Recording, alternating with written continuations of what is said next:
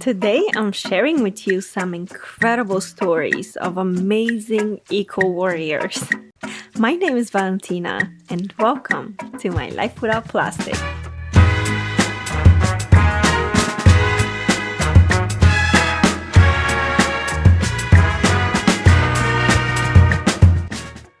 What is today's episode about, right? Today's episode, of course, is about International Women's Day. Today is March 8th, and we're celebrating International Women's Day. This episode will not feature Greta. I really want to shed light to women who have not really gotten the attention of the press, but have never stopped fighting for what they believe in. So the first story is about a woman named Isatu Sise. She's also known in the Gambia as the Queen of Plastic. Isatu has been empowering women there to recycle plastic waste, the country's biggest pollutant, for 17 years. Along with 4 other women, she initiated a recycling project called One Plastic Bag in 1998 near her native village, which aimed to educate communities on the necessity to reclaim waste and turn it into revenue. Her parents were farmers, and as a girl, Isatu used bits of waste like scraps of cloth and wood to make dolls and other toys. Isatu desperately wanted to go to high school, but her mother couldn't afford to send her. She needed Isatu to work to bring money into the home. When she was only 20 years old, she sold the cow that she had inherited from her father when he died and used that money to attend Gambia Technical Training Institute in the capital city. After she got that education, she returned home and she became a volunteer with the U.S. Peace Corps. Through this experience, she learned about the possibilities of recycling waste.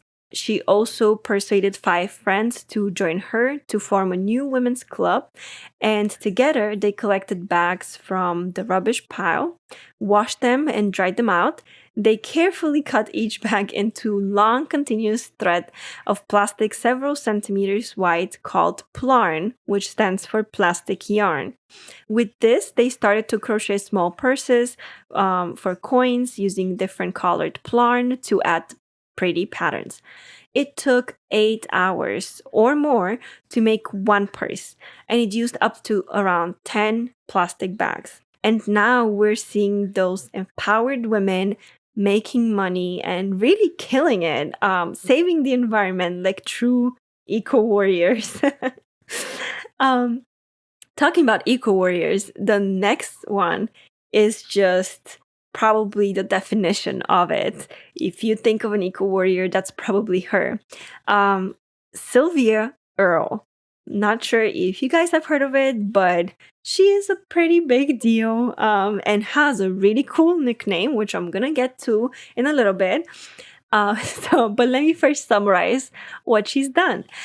She's best known for her research on marine algae and her books and documentaries on the threats of overfishing and ocean pollution.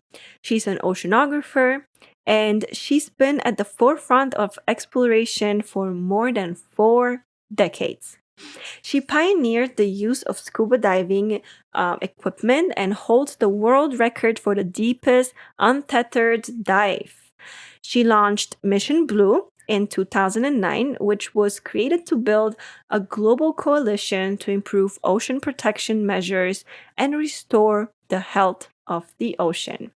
In the summer of 1970, she led Tected 2, Mission 6, an all-female expedition of aquanauts, who spent 2 weeks on the seafloor living close to a coral reef.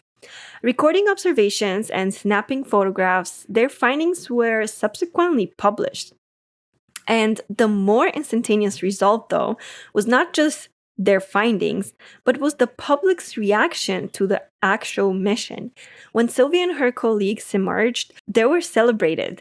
They were basically all of the sudden celebrities who, became super famous pretty much overnight, far beyond the spheres of the scientific community. Showered with attention, awards, and so on. They were even given a reception at the White House. And this is when Sylvia realized that she could use her unique platform to inspire women. She wanted women to take action, and she wanted women to take actions publicly. Life in the ocean is endlessly fascinating.